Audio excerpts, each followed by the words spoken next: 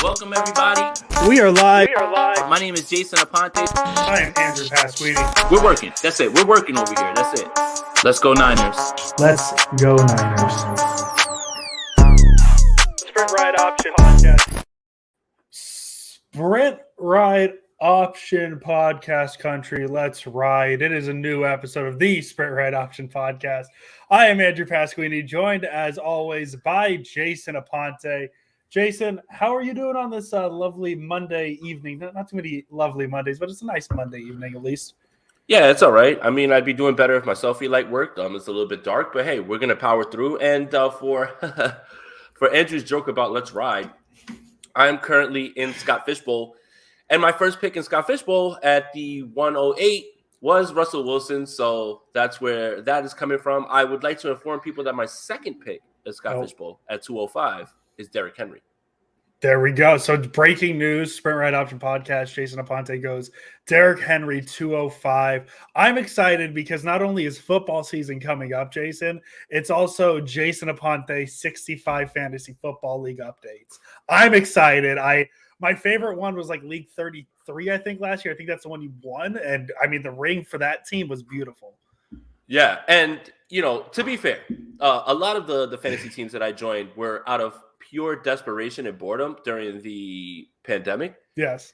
But I have sliced them down, and if there's no money on the line, I'm not in your league, unfortunately. I've got to stick with what I've got. So, you know. So how many leagues you planning this year? This year, right now, I'm in 10 dynasty leagues. That is all. They're all for money, and then probably redraft league. I'll do about three or four redraft leagues. So I'm gonna whittle it down, and then also because partnership with Underdog Fantasy, I'll be in a lot of best ball leagues as well too. You know, you guys can sign up for Underdog Fantasy with the promo code Aponte if you like.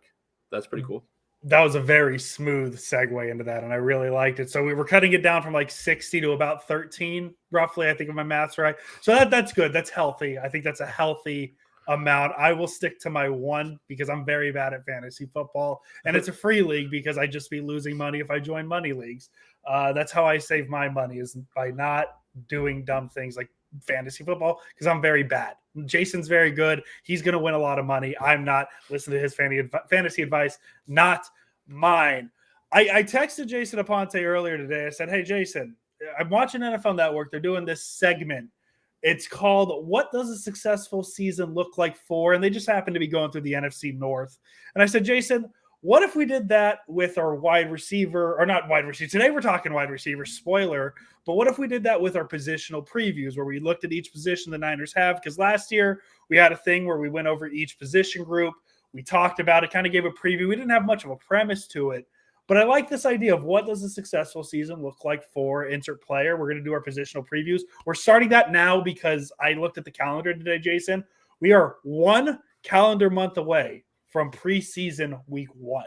So some real football being played in front of us on TV. We'll be able to watch, see what the Niners look like. So I figured it's time, Jason. It's time to start talking about the 2022 Niners. We slowly kind of teased into it, but I think now is the time. All jets forward, all engines forward. We're talking about the 2022 San Francisco 49ers. From this point on, we're starting with our wide receiver preview. How exciting is this, Jason? Very. And I'm so glad that we have such good open communication on this podcast between us because, you know, we're the best friends that anybody's ever had. Also, There's a lot of people asking, and I'm going to ask real quick before we get into the meat and potatoes of this. What Nets jersey is that? I got Vince Carter. Vince Carter. I like it. I don't have the good Raptors one yet. My friend gave me this one a while back. It's a 2XL. It is 102 degrees in Sacramento right now. That's why the guns are out. As somebody said, it's hot. It's sticky. I don't like it. So it's basketball jersey season right now here in Sacramento. I like it. I mean, I have the Vince Carter Raptors jersey actually, and but you know what? I will say this. You know, nobody's really Nets fans. Never when they were in New Jersey. Definitely not while they were in Brooklyn. But I will say that style of jersey, when it was Richard Jefferson, Vince Carter, and you know Jason Kidd and Kenyon Martin, those are the best Nets jerseys, easily, and especially the blue one that actually said New Jersey across it. Man, like I didn't like the Nets, but that jersey is wet. Anyway, Yeah, I like the Brooklyn jerseys, but this one just has the Brooklyn ones don't have much personality to them, which I guess they're designed to be that way, kind of plain colors. These ones had personality. They're very good. They're very nice uniforms. I wish they would go back. They kind of went back to them this year with their 75th anniversary. They did. Yeah, that was smart. That's really that's smart. It's very good jerseys. But yeah, so as we said, we got lost in basketball jersey talk, which I'm sure Jason and I could talk about for a very long time. No way, Jordan. What was the name of that movie? Is it Just Right or something like that? I think. It's on the tip of my tongue. Oh my god, I'm Googling. Just save it. Let's get to the football talk. But that's so funny, man. He had to bring that up. Common was in a movie with Queen Latifah where he played. That's right. Defense. There it goes. Just right. Just right. Oh, okay. There we go. Just right. Yeah. You got it right. There you go. Hey, we're gonna start talking about 49ers receivers. This is our first part of our position preview. We don't really have a name for it. We're gonna go through each episode up until we're done. We're going to just go through a position group the 49ers have. We're going to talk and see what our feels are on it in the 2022 season. We're going to start with the wide receiver position, a position that is pretty deep for the first time in the Kyle Shanahan era. I got some names to talk about here in a bit. I went through a list of the top three, quote-unquote top 3 receivers. It's a very interesting list for the 49ers. But as of right now, the Niners have 11 receivers on their roster, likely going to get whittled down to probably about 6, 7. That's where Shanahan likes to stay comfortable. As it stands, they have Deebo Samuel, Brandon Aiyuk, Juwan Jennings, Ray McLeod, Danny Gray, Malik Turner, Austin Mack, Marcus Johnson, Keyshawn Johnson, Taysier Mack, and Tay Martin. Thank you, official BNA music for the donation. Breaking news: Trey Lance takes naps after practice. The body fatigue may be a real concern. Maybe naps are solid. It does tell me my body's tired. And I'm completely off the Trey Lance train with this now because, I mean, naps are completely inexcusable. As a father who is not allowed to take naps, how dare you take naps? I'm done with this kid. Jimmy Garoppolo never slept. Jimmy Garoppolo doesn't sleep because the sleep is the cousin of death. He's Himmy Garoppolo. Oh, he's Himothy. But they're back to the receivers. This is the best group the Niners have had in the Kyle Shanahan era. I like to believe, and I went through the top 3 receivers in the Shanahan era each week 1, and this is just based off week 1 yards. So it's not like the most exact science, Jason, because I know last year, right? Brandon Aiyuk had no yards in week 1. He's obviously one of the top 3 guys last year. But in week 1, based off of yards, here are the top 3 receivers on the 49ers rosters in each year of the Shanahan era. 2017, Pierre Garçon, Marquise Goodwin, Trent Taylor. 2018, Dante Pettis, Trent Taylor, Pierre Garçon. 2019, Richie James, Deebo Samuel, Kendrick Bourne. 2020, Kendrick Bourne, Trent Taylor, Dante Pettis. Got to remember, Deebo was hurt that year. Those 3 receivers combined for 11 targets, 4 receptions, and 41 yards in that game. And 2021, Deebo Samuel, Trent Sherfield, Mohamed Sanu. So there's the top 3 receivers each week 1 by yards. Obviously, as I said, not exact science, right? Mm-hmm. Going into this season, and we've said this on the podcast before, I am more confident in this wide receiving group than I am in the running back group, and that's the first time we could say that in the Kyle Shanahan era as well. I think the top-end talent, because I still believe that Brandon Aiyuk has the potential to be the best receiver on this team, just with his overall skill set, his what's called range of catch, whatever they call it. I forget the exact term on it. Catch radius, there you go, and things like that. But you still have Deebo Samuel in front of him and Juwan Jennings behind him, not even to mention Ray McLeod, Danny Gray, whatever, all that behind it. Just look at the top 3 receivers the 49ers have. This is the best group Kyle Shanahan's had by far, I believe. Yes, and I would agree with that, especially if they go ahead and just sign Julio Jones and just wrap that up and make sure that he comes in. No, I'm kidding. No, seriously. There is another level for Brandon Aiyuk to unlock. Deebo Samuel just did something that nobody in this game has ever done. Danny Gray was an obvious upgrade in terms of speed. I don't think that there's been, and I've said this many times, a speed threat on this team since Marquise Goodwin.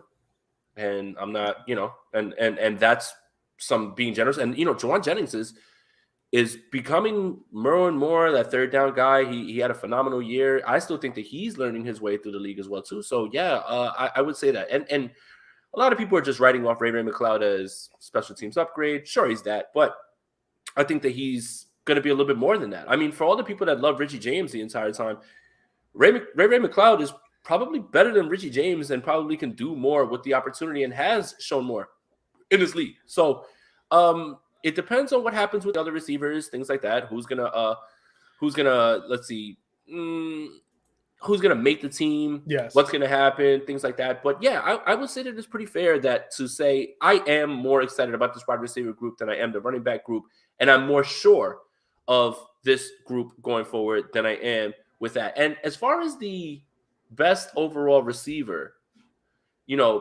we've actually come up with some good stuff. We Matt Harmon from Reception Perception, he does an amazing job charting receivers' routes, success by routes, and we're going to do a little fun exercise. We're going to pull up Deebo Samuel and Brandon Aiyuk's charts, and we're just going to talk through them because I think that the discussion is gravitating towards that. And I'll let Andrew take it from here, and he, just let me know, bro, when you want me to get the slides going and everything as well too.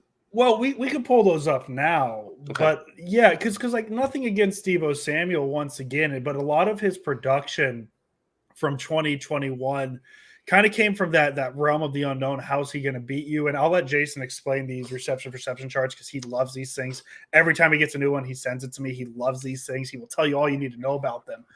But I just overall from what we've seen from Brandon Aiyuk in terms of just the receiving game, how differently he's used in this offense, especially with a different type of quarterback in Trey Lance and Jimmy Garoppolo. I could see 2022 being the Brandon Aiyuk breakout year to where we might have a conversation in a couple of years when his contract comes up, where how are the Niners gonna pay both Deebo and Aiyuk the money they deserve?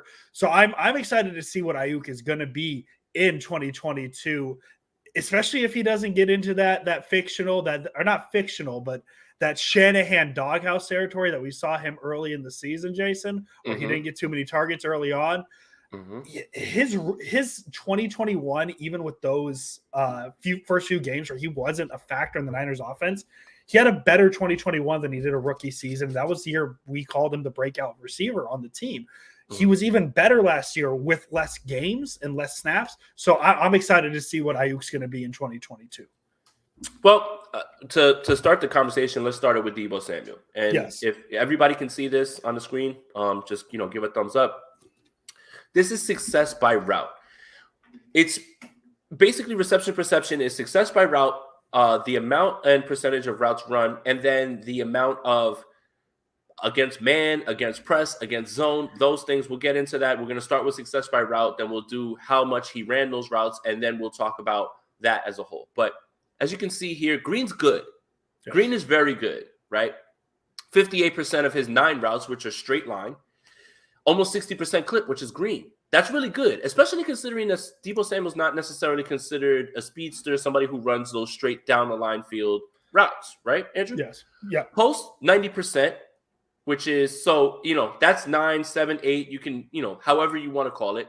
Dig 82%, out 80%, corner 50%, which is red. Curl is 53, which is red, and then comeback is 45.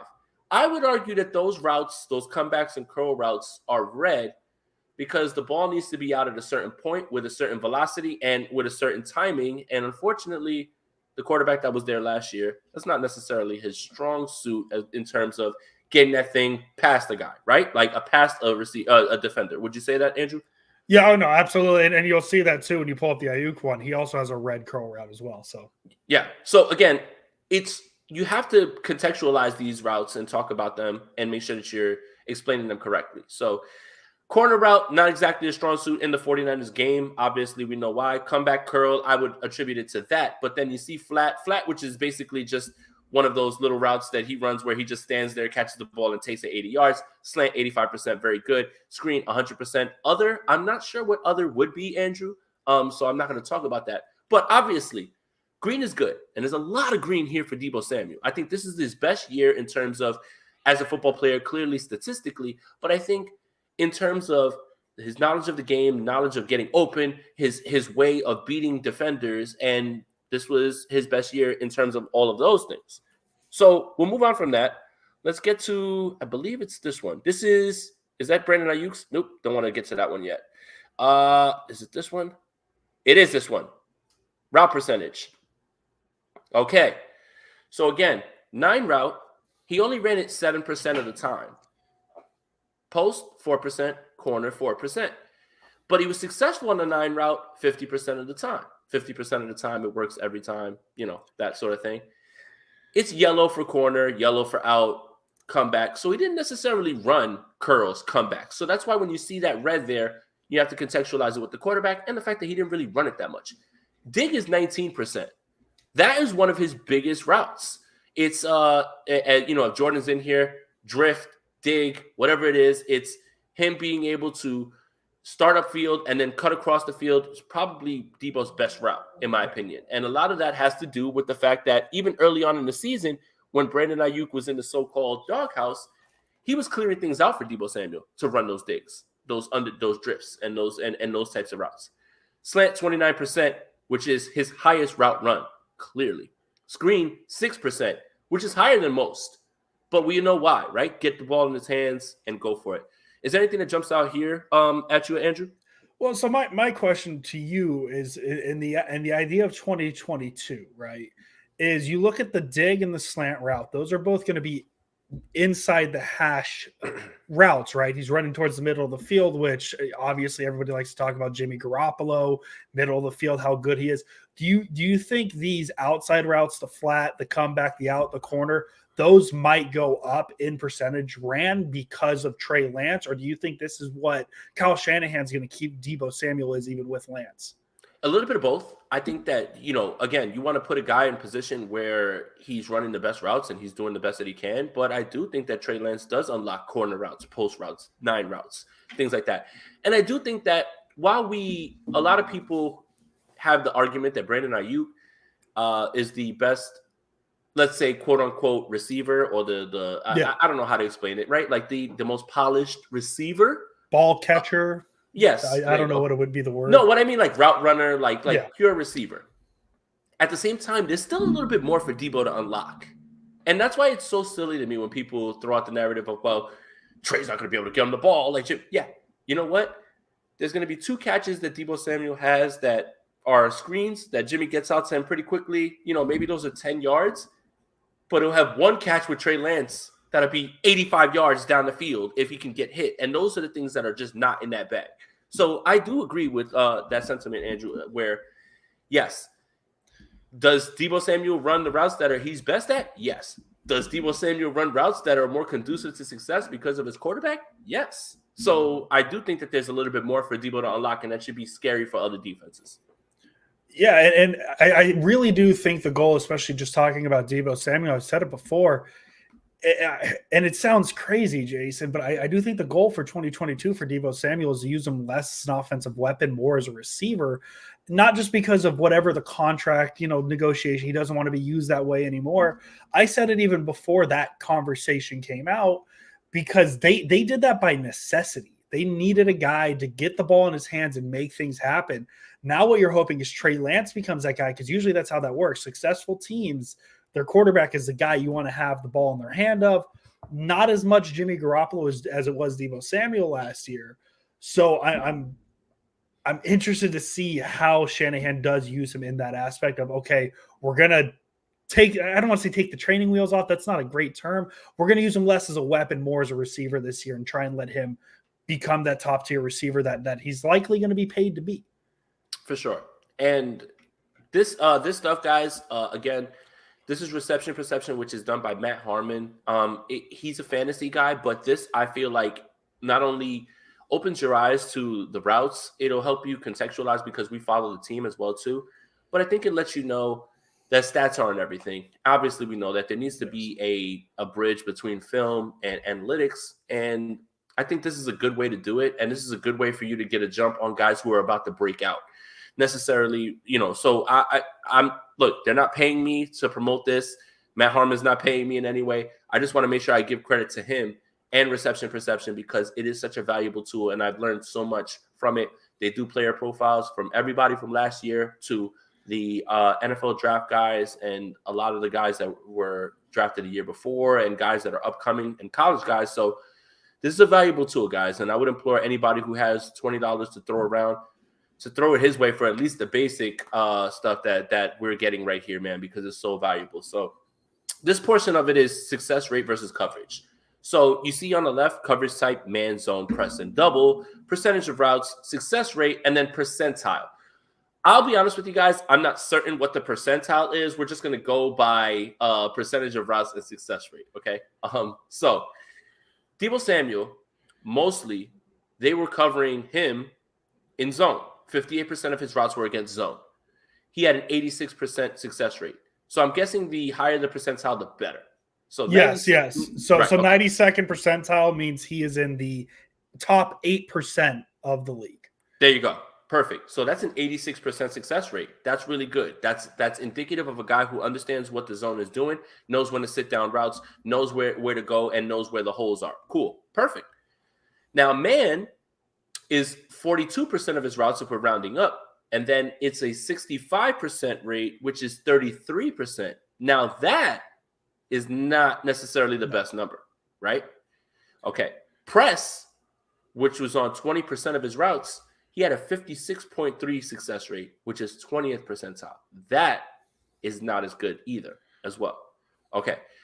Look, is any of this damning? No, it's just information, right? Like we're just like, again, guys don't have to win the way that traditional guys win to be successful in this league. And I think that's a lot of the problem with how players are evaluated on all levels, not just wide receivers, right?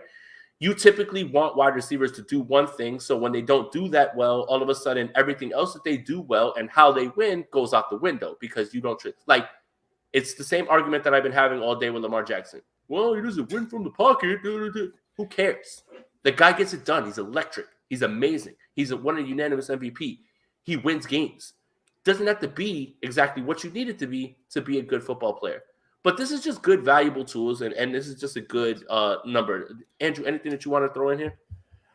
I would think that the man on Deebo would actually be less. I feel like containing him would be more harder to do than a man coverage. I thought that'd be way more distant than 60-40 essentially. I thought teams would put him more in a zone situation just to contain him. So I like this information, Jason. This is very solid. I love that you send me all of this. So I have this idea. And I think I'm assuming we're going to go into Aiyuk here now. Yes. And to see what his stuff looks like compared to Deebo Samuel. So why don't you pull up Aiyuk and go from there, Jason? And look, while we have a quick break and we've got all this, man, make sure that you guys are subscribed to the channel, like this video, hit that notification bell. Make sure that you guys are subscribed audio wherever you get Sprint Right option or your audio podcast. So while you're driving, you can listen to us speak because I think as handsome as we are to look at, I think our voices are much better. That's the part people join for. Yes, is the voice. Yes. The smooth sounds of Jason and Andrew. The smooth sounds of Pasquini and our jazz album's coming out soon. It's pretty funny that your first name is A, my last name is A, and then P is my middle name. Whatever. I'm just making stuff up. All right, let's go. Brandon Aiyuk, success by route. So 54% of a 9 route, which is a straight line route, 63.6 in the corner, 89.3% on a post, 80% on a dig, 74% on an out. Now on comebacks, 81.3. That's pretty interesting. But we got to go by the routes that he ran. 66.7% on curls, which is red, not good. Flat, 70%, 75%, which somehow is red. That part I've got to kind of look into because I'm a little confused on that. Slant, 82%, screen, 100%. Other, 66.7%. Interesting. Anything here that jumps out at you when you look at Brandon Aiyuk's route chart? Well, so obviously the same thing with the Deebo Samuel one. The middle of the field routes are green outside of the curl, but then you look and Aiyuk, if you can get him outside the numbers, that's where it seems like he does his work. And that's a little bit of a surprise because of the quarterback that 49ers have had the past few years and in 2021 as well. Him having that success on the corner, the out, the comeback routes, those outside of the hash, kind of tough throw, more so timing throws than anything else. It's interesting that it seems more successful for Aiyuk than Samuel. And that's what's interesting, right? Because the discussion began with, can Brandon Aiyuk ascend and possibly be the best receiver on this team? There's some data towards that. Yes. And again, we're just talking about polished route running, right? Again, there's great route runners that aren't Deebo Samuel, that won't do what Deebo Samuel's done. There's amazing technicians when it comes to what they do. And this is the beauty of wide receivers. And this is why it's my favorite position to watch. Yes. Because there's so many ways that guys win some guys win with pure speed. Some guys aren't fast, but they beat you down with their feet and they know how to attack you. And that's the beauty of football, and that's the beauty of wide receivers. That's why it's not insane to say that Brandon Aiyuk might be the best pure receiver on this team. And that's exciting because two things can be true. Brandon Aiyuk can be the best pure receiver on the team, but he complements Deebo Samuel in such a way that it allows Deebo Samuel to continue to be him while acknowledging that Deebo Samuel has another gear that he can unlock as well too. Like, this is an exciting time to be a 49er fan. Yes. I don't want to be too homeristic or anything like that, but come on. Like, this is stuff that you're looking at, and this is a team that could possibly take a jump if they get an increase in quarterback play like we think they are. So here's route percentage.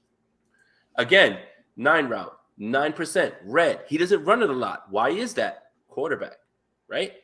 Corner, 4.9%, which is yellow. Post, 12.5, which is green. Dig, 13.8. Out, 13.8. Comeback, 7.1. So they run the comebacks a lot more with Brandon Aiyuk than they do Deebo Samuel. Yeah. And he's pretty good at it. Again, a lot of that has to do with timing, knowing how to attack the defender, and being in tune with your quarterback. Curl, 8%. Flat, 1.8%, which is red. 20% on slants. 2.2 on screens. 5.4 the other times. Andrew, anything here that jumps out at you? Well, you mentioned the difference in different type of receiver, both Samuel and Aiyuk are, Jason. And I think that these route charts that you're showing, comparing the route percentage ran, I think shows you what Kyle Shanahan sees the difference between Deebo Samuel and Brandon Aiyuk are, because as you mentioned, he runs more comeback right. He has a more diverse route chart than Samuel. He runs more. He ran twice as many out routes. He ran almost twice as many comeback routes. He ran more corner routes, ran more 9 routes, things like that. In almost all these categories, outside of the dig route or outside of the dig and slant, Aiyuk runs more of them than Samuel, and I think that shows you that Shanahan knows who the better route runner is, and that's why he has the more diverse route tree, but he knows who the better runner with the football guy. That's not the best way to say, but the best runner with the football guy is. And Samuel, that's why he's running more of the quick inside, get the ball in your hands route, let him run. And I think that's the difference. I think it's easier in today's NFL to develop the ball running ability than it is the route running ability. Route running is hard. It's an art that I feel like we've not lost, but I don't think it's appreciated as much because of how athletic these guys are now. They can make things work. If Aiyuk can develop that ball running skill that Deebo Samuel has, the sky's the limit for Brandon Aiyuk because the route running ability is already there.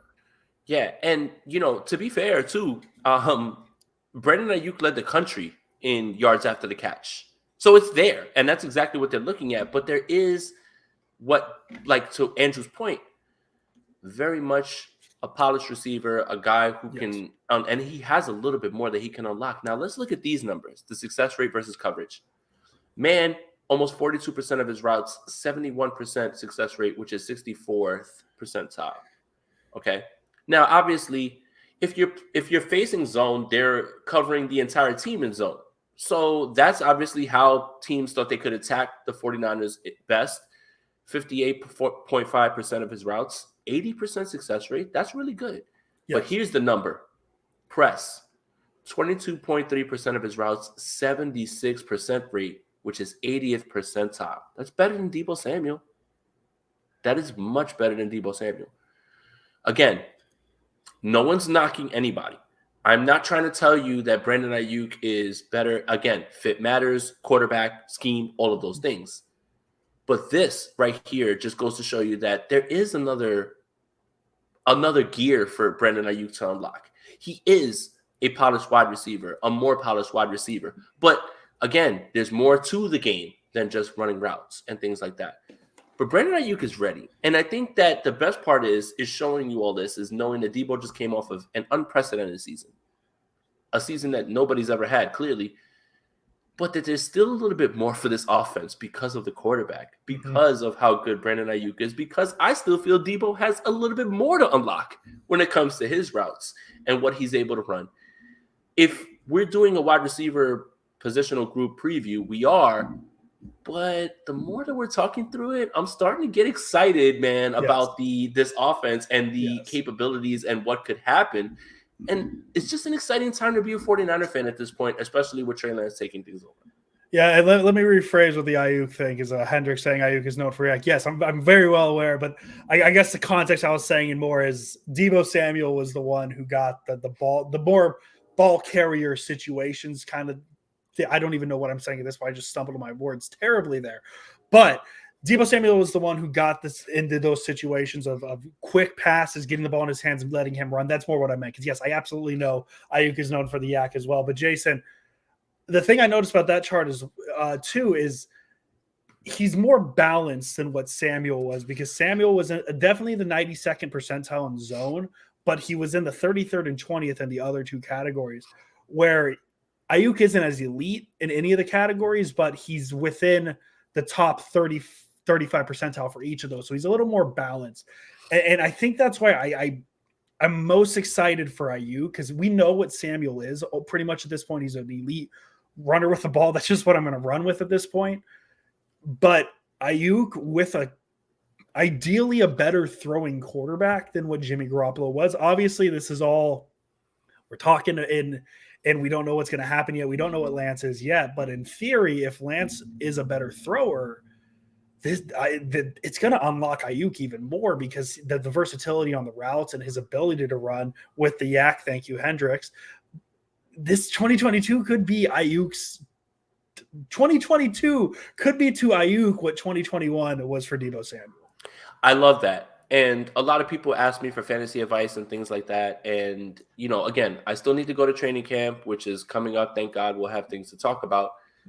But if you had to give me a guesstimate on July 11th, I think, last year we went to camp. I walked away and I said, all right, Deebo's that guy, because he was whipping everybody off the line.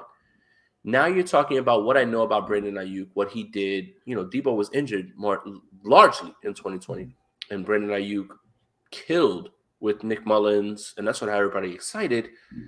Now you have a quarterback who's really on the same page with him, and they've got that rapport going, and there's still this another gear to unlock. And during Trey's games last year, it was clear that they worked well together, that you could see it happening, right? Brandon Aiyuk had many, and that's not to say that it doesn't work with Deebo, because a lot of people forget Deebo Samuel has 6 receiving touchdowns last year. 3 of them were from Trey Lance. So let's not just act like things are going to go by the wayside. Yeah. But if you were asking me who I would guesstimate, especially when it comes to Brandon Aiyuk being drafted where he is, I think I'm going to take a shot on Brandon Aiyuk a lot this year. And I'm going to be very happy with where I draft him and the results, because of the rapport, because of the things that are going to happen in this offense. So, look, again, this is not trying to pit one against the other. No. We're just having a discussion. And I think that the one thing you should walk away from if you're a 49er fan, and if you're listening to this, I'm sure you are, is this is an exciting time. Yes. This is a very exciting time for this team, and this is a very exciting time for this wide receiver group. Isn't it nice, though, like you saying we're not meaning to compare these two or anything, saying one's better than the other? But my God, there was so many years where it's like, okay, yeah, the receiving crew is Pierre Garcon and whoever is number 2. And this is such a good situation for the Niners to be in, the fact that we have to have this conversation of who's better, the receiver who had the one of the greatest years for offensive player in NFL history, or the other guy the Niners have who's also very good. So it's a very good situation to be in, that we have to have this conversation. But what I think makes this wide receiving group a little more special is there's a little bit of depth. You have Juwan Jennings. You have a guy, that big body receiver that if you need to get the ball in his hands quick, he's going to be able to gut out a few tough catches every game. You have Ray McCloud. I know a lot of people are talking about the punt returning ability he has. He had 66 targets last year in Pittsburgh. And obviously, as we talked about with Kyle Shanahan, I think it was the state of the franchise thing. Shanahan said, hey, the way we look at free agents is I look at offensive players, defensive coordinator looks at defensive players, and special teams coordinator looks at special teams players. I was looking at Ray McCloud as a receiver, and that's why he was brought in. And the special teams guy obviously liked his special teams. That's why he was brought in. And then you have Danny Gray, who you said earlier, best speed for a receiver the Niners have had since Marquise Goodwin. Like it's there's depth here, and I think that's the exciting thing. It's not because last year, Jason, we were and nothing against Trent Sherfield or River Craycraft. Well, Trent Sherfield tore it up. He tore it up in training camp. We were pretty excited about training camp, but then obviously regular season happens. It was that conversation of, okay, it's Aiyuk, it's Samuel.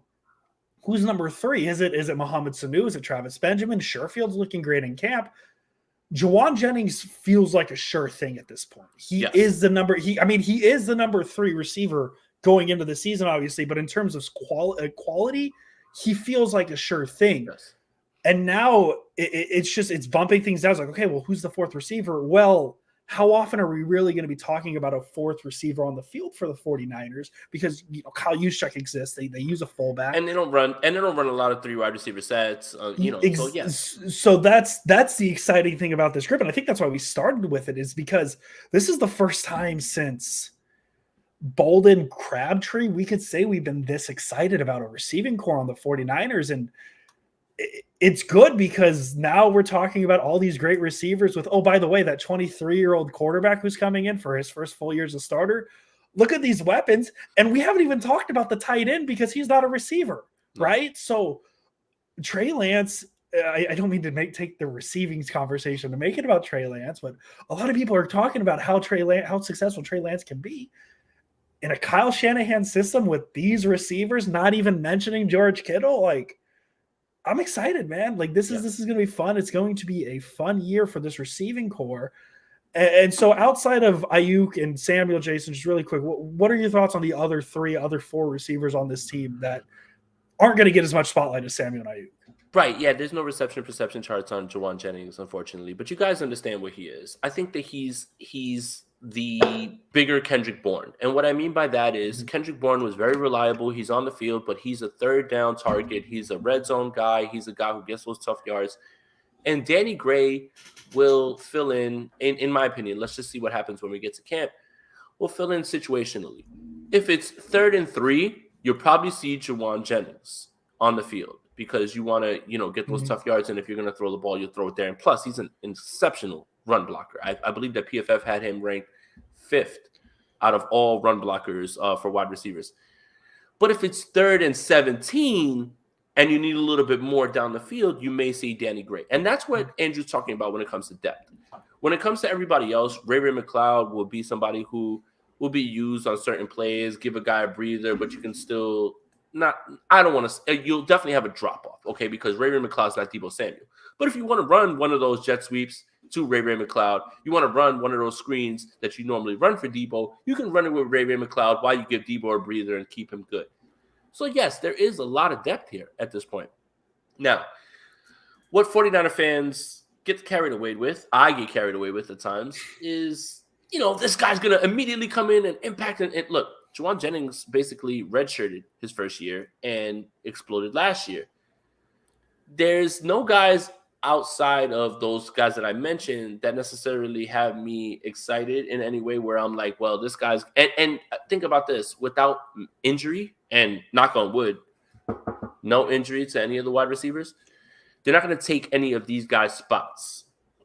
So it's going to be interesting to see how it plays out, but I think that Andrew hit the nail on the head. One, you're more excited about this room than you are the running back room, or more sure because of what we talked about. Yes. And two, I want to think that this is the best receiving group that's been there, but then did Crabtree play with Bolden and Stevie Johnson? I think he did. I think that was Harbaugh's last year, right? Yeah, so that's the only one that would give me pause on that, because Stevie Johnson's a baller, Crab and Bolden.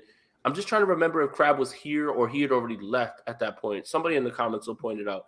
But 2014 receivers, yeah, it was Anquan Bolden, Michael Crabtree, and Stevie Johnson. That was the best group that we've seen, but this is the best group since Kyle Shanahan's been here. Do you know who the fourth most targets for a receiver was on that team behind Crabtree, Bolden, and Stevie? Vance McDonald? For receivers, not tight ends. Oh. Brandon Lloyd. Wow. Brandon Lloyd, 33-year-old Brandon Lloyd. Stevie Johnson, Crabtree, and Bolden. Just looking at Quentin Patton was there as well too. And I was going to say, and Quentin BNA Patton. just pointed out, and Patton. Wow, man. So yeah, this is the best group since then. I'm not ready to say that this group is better than that group. Sorry, I'm gonna fall short of that. I'm gonna fall short of saying that. I'm sorry, guys. I'm excited. I'm jacked. All that perception stuff has got me excited, but I'm not ready to say that yet.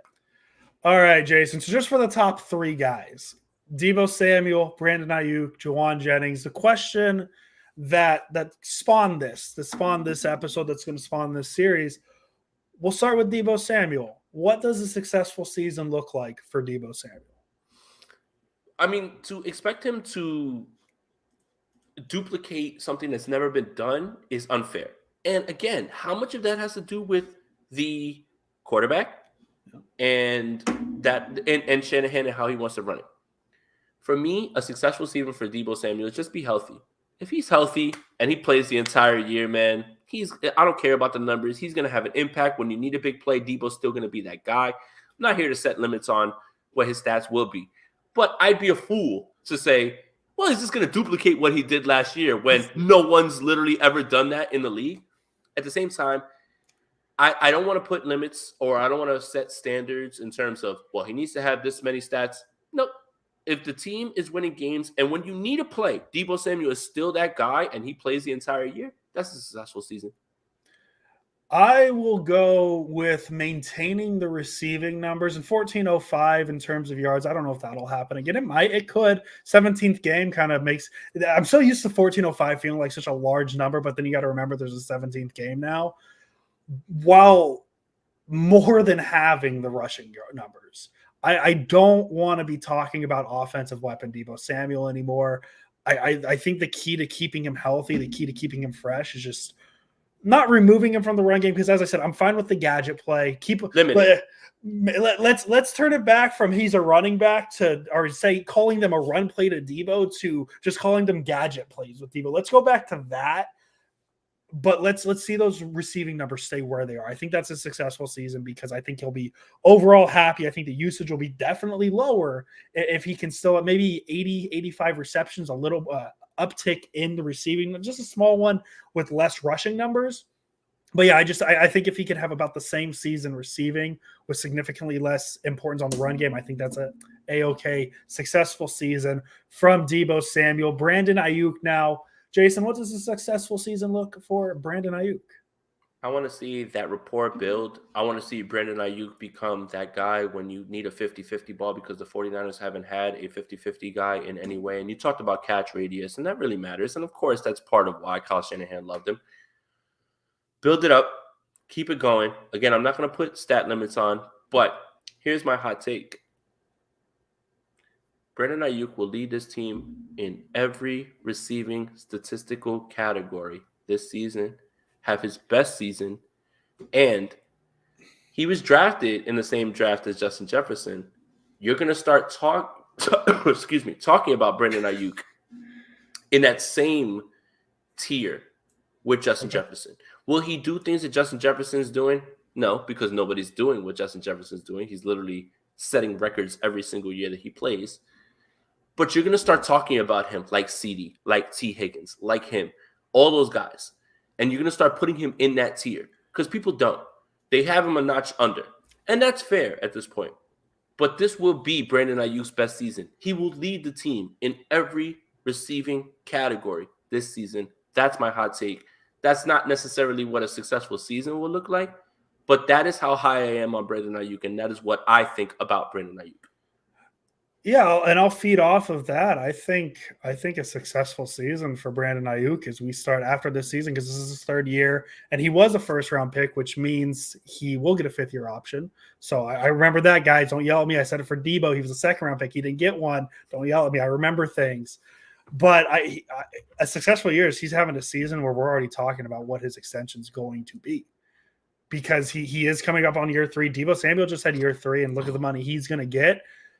I want 2022 to be a successful season for Brandon Aiyuk, to where next offseason, Jason, we're going to be talking about Brandon Aiyuk's extension and how much that's going to cost the 49ers, because that means he did have a successful season. He did have a very good one. I don't know if I want to get as hot as he'll have the he'll lead the team in all the receiving stats. You heard me. But the one I wanted to lean into that kind of the same thing is he'll be in the conversation of being the true wide receiver number one on this team by the end of the year. So I guess a little hand in hand with what you said, Jason, but I think that's a very real conversation that could be had at some point in this season, especially if Trey Lance, because what's going to help Brandon Aiyuk in 2022 is what we saw last year, is that versatility in routes, because the belief is Trey Lance can hit those throws and those versatility and all that stuff. So if the route charts stay the same of what they were last year, which I don't see why they wouldn't, unless he wants to try and branch Deebo Samuel out a little more. Are you talking about success rate? I think the route chart is going to change in terms of route percentage. I'm talking, percentage. That's what I'm talking about. Not the success. I think certain routes are going to change. Yeah, for sure. 100%. Exactly. Yeah, exactly. So I think that's what Trey Lance is going to do for this team. So that's where I'm at with this receiving core. I'm so excited for these top two. Last one, what does a successful season look for Jauan Jennings? Man, be that dog. Continue to block. Continue to get under guys' skin. And every time that you need a few yards, a tough yards, man, I was beating myself up and watching the NFC Championship again because I got my my Bobby Peters book on the Los Angeles Rams up here. Oh. And there's a play. Well, I was looking at this one too. I was going to pull mine out, but no. Yeah. The 49ers one is here, and this is the 49ers one, guys. I didn't know we were reaching for the Rams one. My bad. But it's all right. But there's a play in that game, and the 49ers are on 3rd and 6, and Jauan Jennings makes a catch, and he's like 2-3 yards short of the sticks, and he drags 3 receivers past the first down route. So for me, just be that guy, be dependable, be that blanket for everybody, man. I want that to happen, and just be in that red zone, be that dog, be that tone setter, and again, continue run blocking, be that guy on 3rd down where you're going to be needed because he's not in base packages on 1st and 2nd downs. And be that guy in the red zone when Trey needs somebody at the right time, man. Just continue to do what he's doing. I think that there's a little bit more still to Jennings' game that can be unlocked as well, too, in terms of he can run different routes. He's a guy that's not necessarily fast. But again, fast doesn't win routes. You have to be able to find a way to beat defenders. You have to know what they're doing. You have to attack their leverage. And I think Jennings is getting there with that. So for me, successful season for Jauan Jennings. Continue to be that guy on 3rd down. Continue to be that guy in the red zone. Continue to be that guy in the run game as well too. And Arturo agrees with us, man. Don't sleep on Jennings 100%, man. And I'm not. It's just on Julio Jones also. I'm just going to keep saying that. I'm sorry. Until it happens, we'll keep saying sign Julio Jones. I think a successful season for Jauan Jennings is he just keeps a stranglehold on that 3rd receiver spot. We've seen so much rotation with it the past couple of years, especially with Aiyuk and Deebo, essentially locking up the top 2 receiving spots on this team. I think if he can just if we have no conversations of, Ray McLeod might be the 3rd guy because Jennings has had a couple bad weeks. Maybe Shanahan's looking for a shift. If we can keep that away for a whole season because of what Shanahan likes to do at that 3rd receiver spot, because last year it seemed to change every week. One week it was, Jennings. One week was Sanu. One week it was with Benjamin. I know at the end of the year it was more Jennings than anybody else. Shanahan likes to kind of tinker at the start of the year if he feels like things aren't working out. So if Jennings can get through that first month and a half, I'm okay with it because if he's producing the first 6 weeks, I don't see why he wouldn't produce for the whole season. 100%. And I see it in the comments. And Jauan Jennings, had to be rushed to the hospital and get tested. You know what he was tested for, Andrew? Having that dog in him. Did he have that dog in him? Yes. And the X-rays came back positive that he has that dog in him. And I guess that's my attempt at a meme joke. I listen to the Sprint Right Option podcast for them to try and use memes in their shows. That's why I listen to it every day. I mean, there's certain ways to equate things. You can do route charts, but does the route chart have that part that can quantify the dog? Yeah, and it can't. And Jauan has that, man. Jauan Jennings has that dog in him. So hey, just remember that if you forget anything about this podcast, just remember Jauan Jennings has this dog. Friend JK, thank you. My friend is here watching me. He's taking a shot every time Jason strokes his beard. He is now dead. Yeah. Hey, man, that's what Jason does. I do the same thing. I fidget with things. I have a lighter in my hand right now. I fidget. I don't use my hands. That's what Jason does. Is he right? And when I'm stroking my beard, it's planning world dominance. Also, is what you don't understand. And that's the thing. Is everybody's got their ticks. Everybody's got something that they do. And when you're on camera enough, people are gonna figure it out. For a long time, I was on camera and I would say or and those sort of things. I'm working through it. I'm trying, JK. But yeah, for sure. That's my thing, and that's my tell at this point. It's just because I look on the camera and then I see like there's some hairs on this side that are coming off, and I'm just like, come on, man, like just get it, get it right, So yeah, and I'm planning world dominance, and if JKPG wants to be Pinky to my brain, I don't know, man. That's giving myself too much credit. I consider myself Pinky. He's tall and skinny. That's because you're Pinky in the. Oh my god, that's a callback. I don't. I Animaniacs, bro. That show. Yeah, Animaniacs. Yeah. I vaguely remember that. That's about. See, my cartoons are SpongeBob and all that. Right. I was gonna say, just that's the boomer in me that is talking about Animaniacs and Pinky and the Brain. And unfortunately, Andrew is a little bit younger. And there's nothing wrong with SpongeBob, by the way. Nothing wrong with SpongeBob. Great show, elite show. I've been watching Avatar if we're talking Nickelodeon cartoons right now, but we're not. We're talking 49ers football. Yeah, Avatar: Last Airbender. Yes. Very good show. It's enjoyable. I've enjoyed it first time watching. Way better than those Avatar movies. Yes, way better than the Avatar. Especially, yes, very much so. Hey, Jason, do we want to tell people how much we have this positional preview figured out? Because I'm just going to ask you, what position you want to do next, buddy? Well, let's ask chat. I mean, you guys let us know what it is. I mean, if you want us to challenge ourselves, today Andrew sends this text and I say, well, let's do the one thing that I actually kind of know, sort of know, and that's wide receiver. But I'd love to do other groups that force me to deep dive a little bit more, watch a little bit more tape. So we'll leave it in the chats. We'll leave it in the chat sands, and we'll see what's up. We'll stall for about a minute here. DB's there. Boom. There we go. Secondary. There we go. So Friday, right, Jason? Is that what secondary. We said? Friday. We'll be talking secondary, and then, hey, we'll go defensive ends the next episode after that. So there you go. Right. We'll go secondary on Friday, defensive ends on Monday, and then Paul wants to do kicker. So special teams next Friday. That's a must-watch episode. Now we'll say special. Stop adding me about Robbie Gold. I apologize. I'm on the Robbie Gold train. Robbie Gold is goated. Please. Like, I saw him hit that Steph Curry 3, and everybody's like, get owned. I apologized already, dude. Yes. Like, how much more can I say, man, at this point? The internet never forgets, Jason. You can never change your opinion. It's my brand. It's my brand. I guess it's just what I'm known for at this point. So we will be back Friday, 5:30, same time, same place here on the Sprint Ride Option podcast. We appreciate you so much, guys. Once again, Sprint Ride Option country. Let's ride, Jason Ponte, as always. Let's go Niners, and let's go my Scott Fishbowl team. Let's ride, Russell Wilson. God, I can't believe I did that too. Welcome, everybody. We are live. My name is Jason Aponte. I am Andrew Pasquini. We're working. That's it. We're working over here. That's it. Let's go Niners.